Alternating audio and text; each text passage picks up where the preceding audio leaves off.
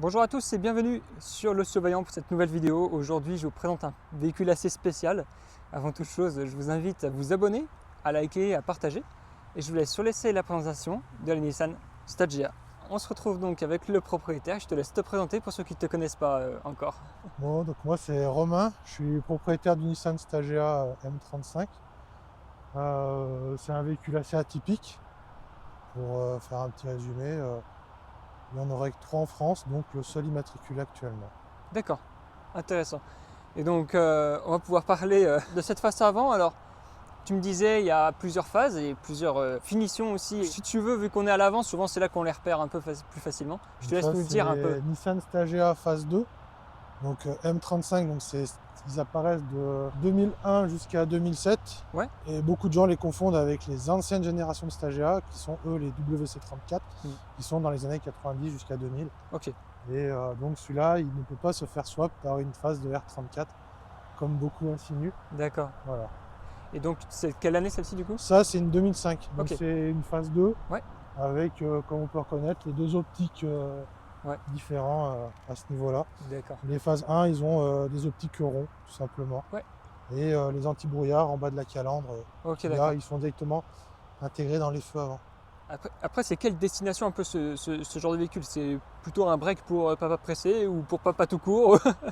Je pense que c'est le véhicule typique familial japonais. Ouais. C'est soit les gens ils ont un break, soit une berline, soit alors ils ont un espèce de monospace. Mais après, Enfin, en la fait, plupart des véhicules japonais, ouais. ils ont tous des V6 à l'intérieur, Ouais. donc c'est compliqué de dire c'est papa pressé ou pas. Ouais, ouais. Après, c'est un moteur tout simple, c'est un 2,5 atmosphérique.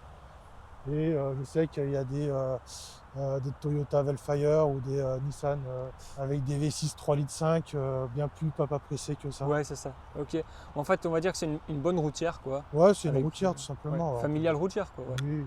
Ok. Alors, c'est vrai que tu peux faire un lien avec la Skyline, grand capot, face avant un peu plate et tout. Et c'est vrai que je pense que même avec les différentes générations, tu peux faire un tout petit lien. Je pense qu'il y a des gens qui du coup doivent confondre avec celle d'avant à cause de ça. Non, À cause ils confondent beaucoup des la voiture berlines. parce que derrière c'est écrit Stagea. Ouais. Et en fait, c'est là où ils font le lien avec le Stagea.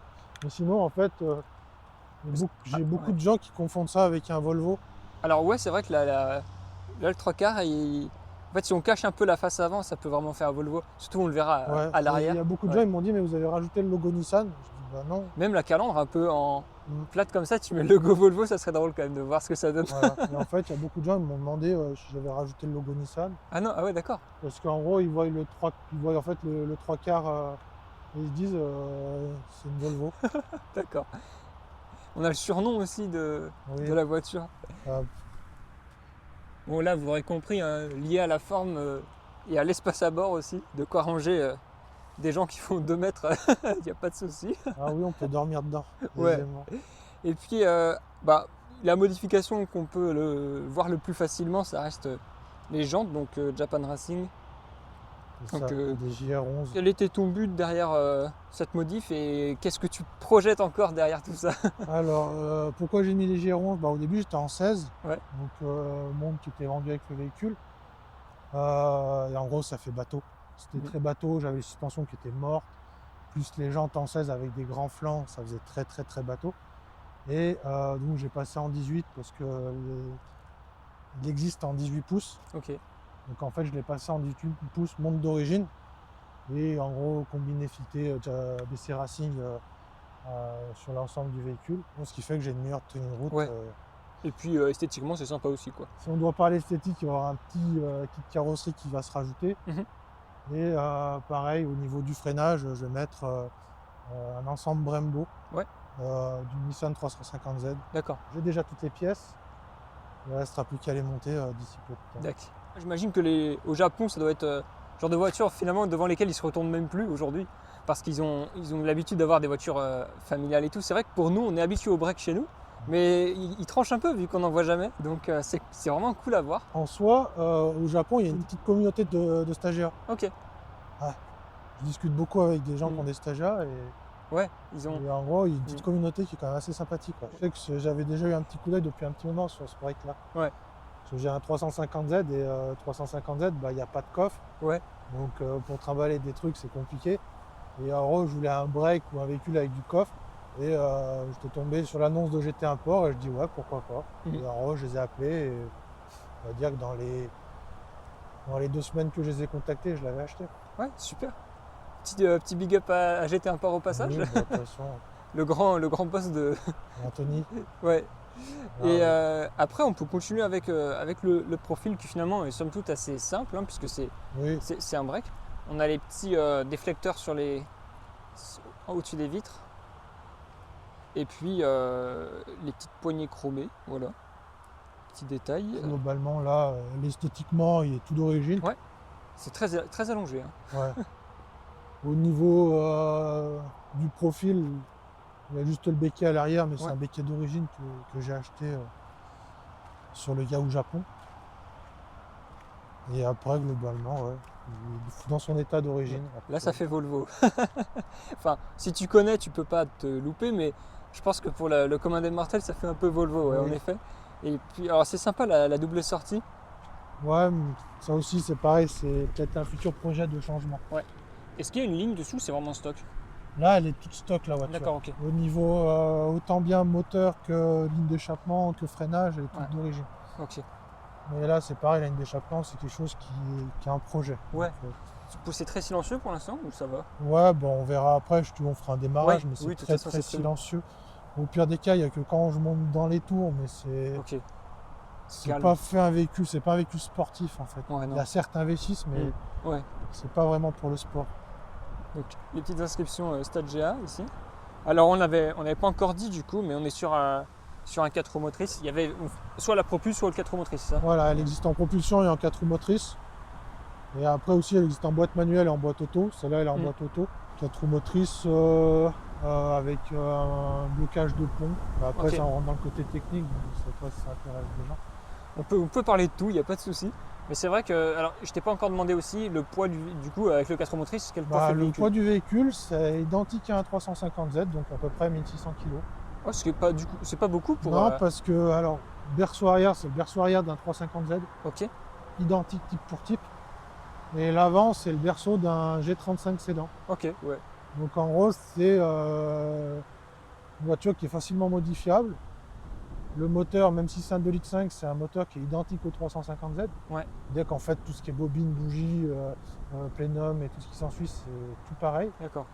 Et après, il y a juste au niveau de la boîte auto, où la base de la boîte auto, c'est la même qu'on retrouve sur le 350, mais sauf qu'il y a une boîte de transfert qui fait que... Ok, d'accord. En fait, c'est marrant, hein, parce que quand tu vois la voiture de dehors, jamais de la vie, tu oserais faire le comparatif avec une 350Z. Après, j'ai fait le comparatif parce que j'ai une 350Z. Ouais, voilà. Mais quelqu'un Donc, comme ça, il ferait non. pas le lien, quoi. Non, et en gros, quand j'ai regardé un peu dessous pour regarder le niveau d'état du véhicule au niveau rouille et tout, en fait, j'ai remarqué que le berceau était identique au 350. Ok, d'accord. On a la petite Instagram ici. Je te mettrai l'Instagram du coup au début et à la fin de la vidéo. Comme ça, les gens pourront les voir un peu, notamment la 350Z et puis aussi le reste du projet sur le Stade GA. On passe sur l'intérieur et donc déjà, on peut le remarquer un peu cette configuration avec le cuir. Alors, est-ce qu'on peut dire marron ou est-ce qu'il y a une définition plus précise? Cuir marron, Ouais, on voilà. va pas se mentir, on va prendre le plus simple. Et c'est marrant parce que du coup, chez nous, les configs cuir, c'est généralement les configs haut de gamme. Ouais. Et là, c'est l'inverse du coup. Non, ouais, c'est l'inverse. C'est pas agréable quand il y a le soleil qui donne sur les sièges. Exactement. Donc les Japonais, ils aiment bien quand c'est en tissu, Ouais. parce que ça prend moins la chaleur. Comme dans les Toyota Century là, avec l'intérieur tout velours et tout. Ouais, tout velours. Ouais. Donc après, si on peut parler de tout ce qu'on peut retrouver à l'intérieur, le volant déjà, c'est marrant parce qu'il fait petit par rapport à la taille de la voiture, mais du coup il fait vraiment écho à celui de la 350Z. Ah ouais, bah, c'est strictement le même, avec Ouais. les mêmes commandes au volant. C'est strictement les mêmes. On a aussi, Et- bon je l'avais pas mentionné, mais le petit seuil de porte Stade GA. Alors je sais pas si vous le verrez parce que avec le reflet c'est un peu plus compliqué. Après, les seuils de porte, je vais pas mentir, ils sont neufs. Il y a encore Ouais. le film de protection que j'ai jamais enlevé, Ah oui, mais en gros, il est là. d'accord, ok. Et puis, je te laisse nous dire après, puisqu'on est à l'intérieur, toutes les options. Est-ce qu'il y a des trucs que tu voulais avoir dans cette voiture? Alors, il y a des trucs que j'ai enlevés dans cette voiture. Ok, Donc déjà, on va dire en option qui était livrée avec le véhicule, de base, j'avais un GPS qui sortait, mais Ok. aussi ce GPS, il servait de lecteur DVD. ah ouais, incroyable. En gros, j'ai le lecteur DVD et la carte. Et en gros, là, j'avais la console centrale Ouais. qui se déployait avec le lecteur D'accord. DVD. Mais ce qu'il y a, c'est que je pouvais pas mettre mon double DIN à la place. Ah oui. Donc en fait, j'étais restreint dans la radio. Et après, globalement, en option interne, il n'y a pas grand-chose. T'as les sièges électriques? Donc siège chauffant, Ouais. comme beaucoup. Après, blanquette inclinable C'est pas mal ça. avec différentes positions. Mm. Au niveau des commandes, bah là, Ouais, il y a mode neige. l'option blocage de pont pour Mm. le mode neige. Ouais. Et en soi, je peux, comme la plupart des voitures, électro-réglable, ainsi de suite. Ok. Ce qui a été rajouté par, je pense, notre compatriote japonais, c'est une station Grady, Ok. voilà, qui a été rajoutée. Petites infos du coup sur, Ouais. sur le moteur. En gros, je sais pas si on va voir. En gros, j'ai les tours minutes, le chargement de la batterie, le pourcentage aux injecteurs et la température d'eau, Ouais. qui est directement inscrit au niveau de l'élément. Ouais, ok. Et c'est marrant, du coup, tu as le compteur est limité à 180 comme Ouais, bah la parce que la législation. voiture est bridée à 180. Ok. Donc elle fait partie. C'est qu'à partir de 2006 où le débridage des véhicules ont été faits. Ok. Donc en fait, vu que celui-ci est 2005, Ouais, il y a encore le il est Gentleman encore. Agreement. Voilà. C'est marrant. Après, j'ai jamais tenté de monter à 180, c'est certain. Ok. Mais oui, le compteur est bridé à 180. Tapis carreau. Petit tapis, ouais. Donc Ça, c'est une aussi, option, un truc ça, rare. c'est une option qui est très rare à trouver. Mm. Et j'ai réussi à les trouver à un prix miséreux sur le Yahoo Japon. Ok. Donc content de mon affaire. Comment ça se passe niveau pièces, de tout ce qui est spécifique au Stagea? Alors tout ce qui est pièces, j'ai mes sites. Où en gros, je vais avoir, on va dire, les pièces OEM du véhicule. Ouais. Et après, autrement, niveau pièces custom, avec d'innombrables recherches, j'ai réussi à trouver des endroits où je peux en Ok. avoir. Parce Mais, que j'imagine qu'en Europe, c'est pas forcément le plus simple à trouver, quoi. non, mais Mm. après, comme je disais, au niveau du moteur, Ouais. vu que c'est semblable au 350, je peux avoir beaucoup de pièces Ouais. du 350 dessus. Mais si tu tapes un pare-choc ou... Ça, après, il va falloir que j'aille sur le Yahoo Japon. Ok, d'accord, ouais. Donc après, on va dire que j'ai des personnes avec qui je peux faire importer des pièces. Ou alors après, je peux les importer moi-même, au risque d'avoir des frais de douane assez Ouais. importants. Ok. Ce qui paye le plus, enfin le tarif, c'est au niveau des frais de port. J'imagine, de toute façon, c'est un peu le bout du monde, donc... Non, bah en fait, plus ton collier est gros, plus ton collier est Ouais. volumineux, plus il coûte cher. Oui, forcément. Là, j'ai des pièces, je dirais pas. Là, je dirais pas. Pas en décourager certains. La petite fusée de détresse, qui sont très rares à avoir dans les véhicules importés. Ah ouais, c'est marrant, ça. En C'est gros- obligatoire chez eux? Ouais. En gros, c'est une fusée de détresse origine Nissan. Ok. Nissan origine. Et en gros, ça, normalement, au niveau de la douane, de ce que j'ai compris, il les enlevait la plupart du temps. Ok. Vu que c'est D'accord. des produits qui sont, on va dire, pseudo-explosifs. Ouais. Donc, Le petit pétard de Nissan. voilà. Et donc, voilà, c'est un truc qui est vendu avec le véhicule d'origine. Ah, c'est génial. Et après, autrement, il y a. Ouais, Là. l'arrière, bon, déjà assez spacieux, de toute façon, vu la taille du véhicule, Oui. on me dira, c'est pas si étonnant.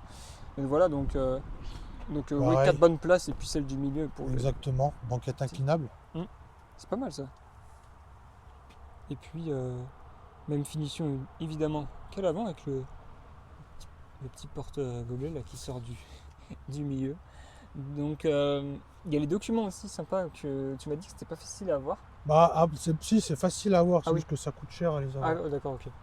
En gros, c'est des documents qui sont, on va dire, trop faciles à trouver sur le sol japonais. Mhm. Mais après, on va dire, pour le temps, c'est entre 5 et 10 euros par fascicule. Ouais. Et Ok. là, je les ai à peu près tous. Il y en a 2-3 que j'ai pas, mais je vais pas m'amuser à les chercher. On va vous montrer les petits dépliants là de... Donc en gros, ouais. Là, c'est les petits fascicules. Ouais.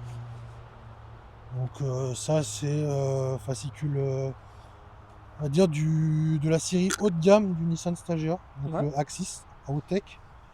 Et en gros, donc avec les extensions d'ailes qu'on voit ici, qui sont Ouais. pas ici. Et après, différents intérieurs, différentes finitions. Donc après, on va dire que c'est du fascicule constructeur. Donc Ouais. ça, c'est l'intérieur en tissu. Après, il y a des options un peu loufoques Ouais. dans ces véhicules-là. Mais après, qui nous feront rire, hein, je vais pas mentir. Hein. Donc ça, c'est le véhicule 100% option. Donc avec le kit Nismo, Ok. parce qu'il y avait un kit Ah, ça Nismo c'est pour ce sympa véhicule, ça. avec la lame Nismo là-dedans, les petits rajouts à l'arrière, ainsi de suite. Comme je disais, donc là, on va peut-être pas bien voir, mais en option VQ35DE, donc le moteur de la 350Z. Mm. Voilà, les différents volants.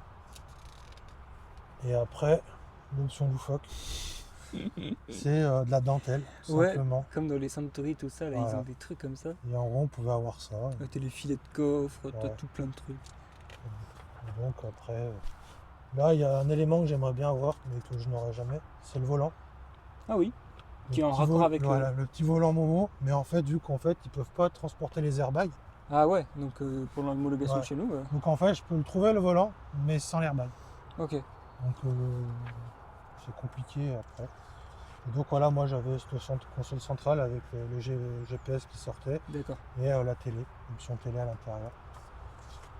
Mais ouais, après j'ai trouvé ce petit fascicule. Donc, C'est sympa, en fait, c'est des petits trucs cool que tu peux avoir avec ta voiture là. ouais. Ouais, il y a plein de trucs, genre là, les lumières au sol, un peu Ouais. tuning avec C'est différentes marrant, ça. couleurs. T'as les options qu'en France, enfin en Europe, c'est pas trop le cas. Oui.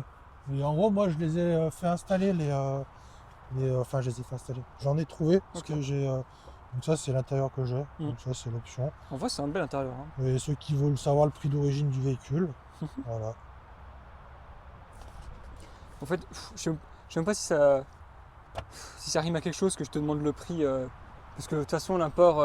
Bah alors le véhicule neuf on peut voir, donc il a fait 3,400 millions de yens. Mm. C'est vrai que c'est compliqué. C'est compliqué la conversion derrière. La conversion, on va dire à l'euro, on est à 34 000 quelques euros. Ok, ok. Et ça a gardé la cote un peu Enfin, Alors moi j'ai. en fait, si tu veux en avoir une en France, qu'est-ce que tu Niveau fais prix, Mm. je l'ai payé 8005. Ok. Ouais, ça va en fait. Vendu par Anthony de GT Import. Ouais. Après c'était un dépôt-vente de ce que j'avais pu comprendre. Voilà. Et du coup, combien de kilomètres sur celui-ci Lui, là, il arrive à 142 000. Ouais, donc ça va, tranquille. Ouais, pour une voiture qui a 20 ans, ça va. Oui. Bah, après, il y en a, ils vont dire que c'est affreusement pas cher. Et Bah, en fait, les je suis comprends. étonné, limite un peu, parce que pour nous, c'est hyper rare. Après, je sais pas Bah, si après, c'est. ce qu'il y a, c'est que c'est hyper rare pour les gens qui sont intéressés. Mm. Mais globalement, 70% de la population. Oui. En fait, chez nous, la même chose, les mêmes ingrédients, Mm. ça vaut pas cher non plus. Bah, en fait, une Audi A4, parce qu'au début, je voulais un break qui faisait au minimum 200 chevaux. Et en fait, une Audi A4 qui est à peu près dans les mêmes années, même config et ainsi de suite, on est plus proche des 13-14 000 euros. Ouais. Ok. Ce n'est pas 15. Puisque là, dès que j'ai fait une bonne affaire. D'accord. Ah, mais c'est intéressant à savoir. Pour ceux qui sont un peu passionnés, qui ont une petite famille, Bah un petit après, en truc. soi, je pense pas que ça importé, je pense pas que ça vaut vraiment 8500. Je pense que ça vaut un peu plus. Mais c'est pas ridicule par rapport à la concurrence, ça va, c'est tranquille. Non. Ok. Là, c'est bon à savoir.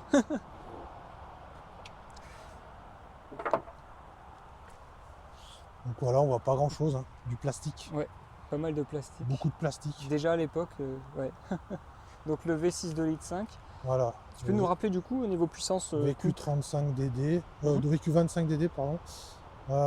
215 chevaux en Ok. atmosphérique. 4 roues motrices, comme j'avais dit. Ouais. Je vois qu'il y a une petite barre de renfort ici. Ouais. Ça aussi, ça d'origine c'est. Non. Ça, c'est mon dernier petit achat avec les petits tapis. Ok. Et en gros, je traîne beaucoup sur le Yahoo Japon pour acheter des pièces un peu atypiques, si on peut dire ça comme ça. Et en gros, ce qu'il y a, c'est que donc ça, c'est une barre anti-rapprochement de la marque Dolphin. Donc c'est des gens qui préparent des véhicules familiaux. Ok. Donc qui préparent beaucoup, ils font beaucoup de petites carrosseries, des barres, des suspensions, des échappements et tout ce qui s'ensuit. Et en gros, neuf, ça vaut dans les 200 et quelques euros. Et en gros, je l'ai trouvé à 33 euros sur Yahoo. Ça vaut le coup. Du coup, après niveau ressenti, ça a fait une évolution. Non, c'est pas ce qui fait le plus, c'est juste niveau Ça rigidifie esthétique. un peu. Ouais. Après, c'est juste. Comme juste un véhicule qui était relativement pâteau, et vu que j'ai l'habitude largement plus au 350Z, la tenue de route, ça me plaisait pas. Ok. Après, c'est pas ça qui va rajouter Non. énormément. Mais les combinés ont fait plus de boulot.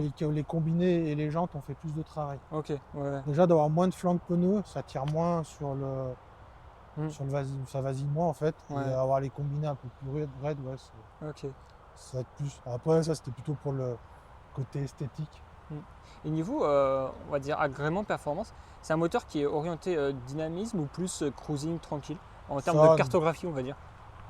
Alors, ça, je dirais plutôt que c'est plutôt pour cruise. Ouais. En fait, tu sens qu'il y a de la puissance à un moment donné ou ça va? Ouais, après il y en a. Hein, ça surprend beaucoup de gens. Ouais. On Ouais. peut vite monter à 130. T'es pas obligé de taper dans les tours pour que ça avance, quoi. Non. Ouais, donc c'est cool. Ouais. Après, sauf pour les montées où c'est un Oui, peu. oui, voilà. C'est la boîte auto là, par contre, qui est un peu lourdingue. Ouais, ok. Mais en soi, non. J'ai vu aussi la petite plaque ici. Je sais pas si c'est la plaque de Ça, c'est la plaque de. Ok. C'est l'identification de la voiture. DAC. Donc celle-ci, c'est celle qui, quand elle sort au Japon. Ouais. Ouais. Et puis après, on a oublié de parler un truc aussi. Un truc embêtant sur la voiture, au niveau des plaques. Le truc où c'est marqué néant. Ah ouais, ça on peut l'évoquer. C'est dommage, mais bon, après, Bon, ceux qui ont des japonais importés, ils ouais, savent. mais ça, ils le savent. En Mm. gros, ce qu'il y a, c'est quand on fait, quand on Ouais. fait importer un véhicule, en gros, on ne peut pas mettre de remorque sur ce genre de véhicule. Ouais. Donc en fait, c'est pour ça qu'on a un poids total à charge bien nommé et un poids total de Mais- tractage de néant. Parce qu'on ne peut pas mettre d'attelage, tout simplement. Surtout que quand vous voyez ce genre de bestiaux là, vous vous dites c'est quand même un peu bête. Ah ouais, on va dire que avant que je le sache, j'avais pour idée de mettre un attelage et de mettre ma 350Z à l'arrière. Ça aurait fait un joli convoi. Tout à fait. Mais bon, ça se fera jamais. Ou alors, il faut que je fasse l'inverse. Faut que ce soit la 350Z qui tire ça. Ah, je veux bien que je fasse une photo. Alors, on se retrouve à bord du véhicule. Je te remercie pour ta confiance de me laisser le volant.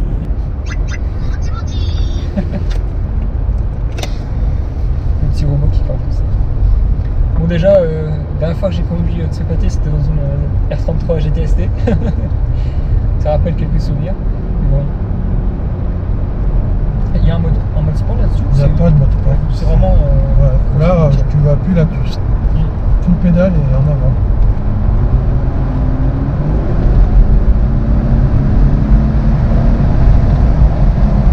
Ok, je vois. Clignotant inversé. Oui. Oui. Je crois que c'est pareil sur la R33.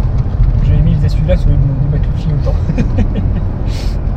C'est vrai que c'est très confort, très silencieux. C'est... Et le cuir, tout ça, on n'a pas trop parlé des finitions. Ou en tout cas, la petite bande de cuir sous le coude, c'est plutôt sympa.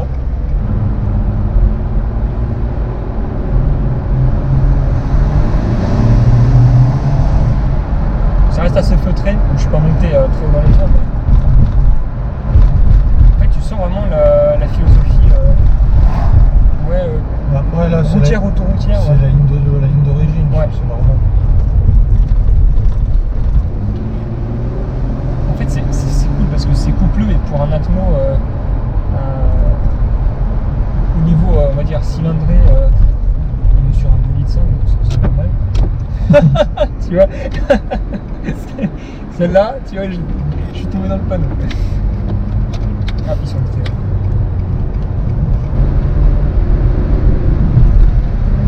C'est marrant comme comportement, en fait, il faut vraiment appuyer pour qu'il rétrograde. C'est la boîte auto. Ouais. C'est pas fait pour être sportif. Non, mais c'est vrai que on la sent quand même assez stable. Mais comme tu disais, j'imagine bien que d'origine c'est vraiment un comportement un peu plus Non, stylé bateau. c'est bateau. Ouais. C'est très bateau. Après, les suspensions, elles étaient mortes, donc je pouvais pas juger là-dessus. Ouais. Mais les gonflants plus les suspensions mortes, c'était un enfer.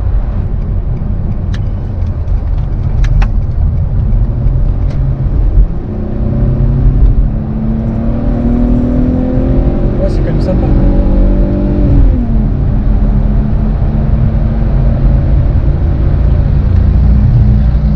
En fait, c'est un agrément de conduite le 6 cylindres. C'est pas. De toute façon, là-dessus, on n'est pas sur une voiture de sport. Non, c'est pas une voiture de sport, mais Donc finalement, l'utilité, ça va surtout être la souplesse. bah, toi qui as conduit un 350Z il y a pas longtemps, ça rappelle le 350Z. Exactement. Ça rappelle. Après, voilà, on sent qu'il y a une petite différence. Oui, c'est pas voilà. le même cylindré. Mais Il manque quand même 70 chevaux. tout est orienté vraiment sur la souplesse et sur la capacité à engranger les kilomètres. Mais du coup, comme on le disait, en fait, tu as quand même un potentiel. C'est un parlait, il y en a certains qui font un peu de drift, il y en a qui font des petites lignes d'échappement sympas, ça transforme un peu l'état d'esprit au niveau, je sais pas comment on pourrait dire, mais émotionnel, tout ça, au niveau du ressenti global. Donc ouais, ça fait l'effet contrasté de... parce qu'en fait chez nous on a souvent des 4 cylindres, des trucs bêtes un peu pour tous les jours. Et c'est vrai que là il y a un peu plus de potentiel.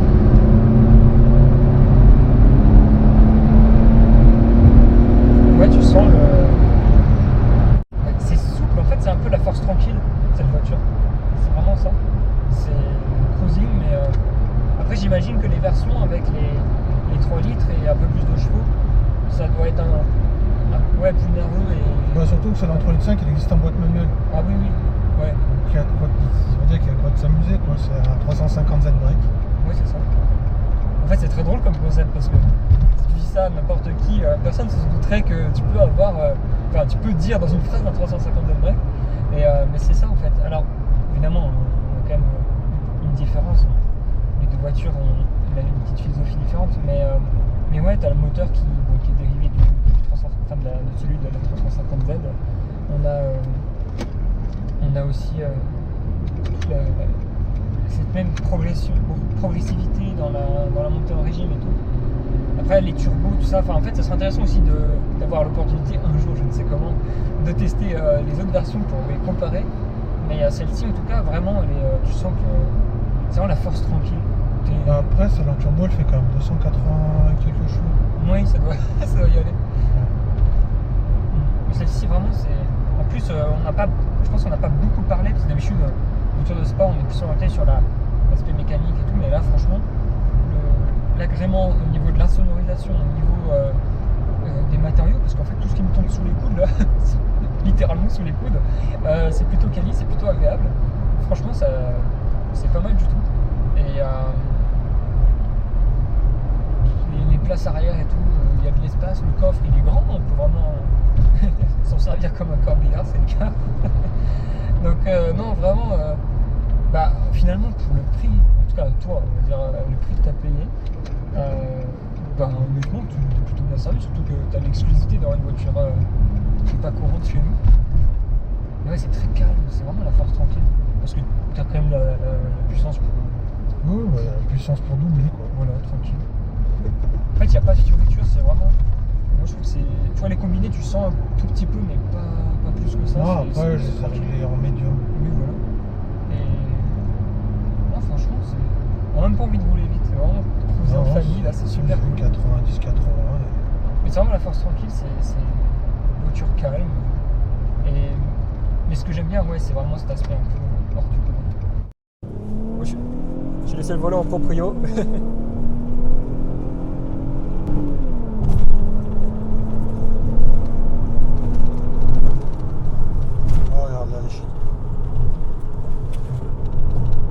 Ouais, je comprends ta modification, ce qu'elle a apporté au niveau de la... Bon, on n'est pas sur des grands excès. Non, mais je veux toi, dire... Ouais. En fait, j'ai jamais vu d'origine, mais je comprends ce que ça a été à l'époque et ce que tu as pu faire, ce que tu as pu obtenir en changeant tes suspensions. Toi, c'est pas sportif. Non, c'est pas sportif, mais on va dire ce que tu as fait, c'est suffisant. Il y a assez de coupe pour doubler un tracteur, quoi. Oh, largement. Largement. Et avant de conclure cette vidéo, déjà, je te remercie pour la confiance de m'avoir laissé le volant et puis petite expérience sympathique dans un véhicule qui n'est pas très courant. Évidemment, c'est pas une voiture qui a un état d'esprit sportif, mais c'était intéressant de vous montrer parce que c'est un véhicule un peu atypique. Moi, ce que j'ai bien aimé vraiment, c'est la qualité de la présentation et puis des matériaux. Moi, je trouve qu'en fait, on a des standards qui sont tout à fait corrects pour une voiture. Je trouve qu'il y a un minimum un peu plus premium que ce qu'on a l'habitude de voir, nous, en tout cas chez nous, et de ce qui se fait chez Nissan. Et donc, non, c'est pas mal. Et puis, moi, j'aime bien la config un peu... qui change un peu de ce qu'on a l'habitude de voir sur le Bon Coin, voilà. Donc non, moi j'ai bien aimé et puis je pense que si tu es vraiment passionné de japonaise et puis que tu as envie d'avoir un petit bac qui sort du lot... Ouais, mais il y en a quelques-uns. Là, t'as ceux-là, mais après, pour moi, le must du must, c'est le Lancer Evo. Oui, forcément. Et puis en plus, avec la déco, là, les décos qu'il y a eu en championnat de tourisme et tout, c'est trop bien. Lancer Evo Tourer, ou alors après dans les Honda Accord Type S en Tourer. Ouais. C'est sympa ça aussi. Ouais, il y a de quoi faire, hein. En fait, c'est pas des véhicules qu'on connaît chez nous particulièrement, mais il y a moyen de se faire plaisir. Oui, Voilà. toujours moyen de se faire plaisir. Bon, bah, je vous laisse sur la conclusion de cette vidéo. Voilà. En espérant que vous ayez apprécié cette petite partie route. On se retrouve pour conclure cette vidéo. Donc déjà, je tiens à te remercier pour l'opportunité aujourd'hui que je puisse vous présenter ce modèle assez rare et méconnu. Il n'y a pas de quoi. Donc je te laisse te dire un petit mot pour la fin si tu souhaites dire quelque chose. Bah, au plaisir de se recroiser sur la route et peut-être un rassaut. Oui, tout à fait. Et puis voir un peu l'évolution de ce projet. Donc Oui. je mets ton Instagram en dessous, comme ça ils pourront aller voir au niveau de l'évolution de ce projet et puis aller voir aussi ce que tu peux proposer avec la 350Z. Il n'y a pas de problème, ce Et sera avec puis, plaisir. ouais. Et puis je vous laisse vous abonner, liker, partager. J'espère que tout ça vous a plu, que vous avez appris certaines choses. Et puis je vous dis à très vite pour une prochaine vidéo. Surtout, portez-vous bien.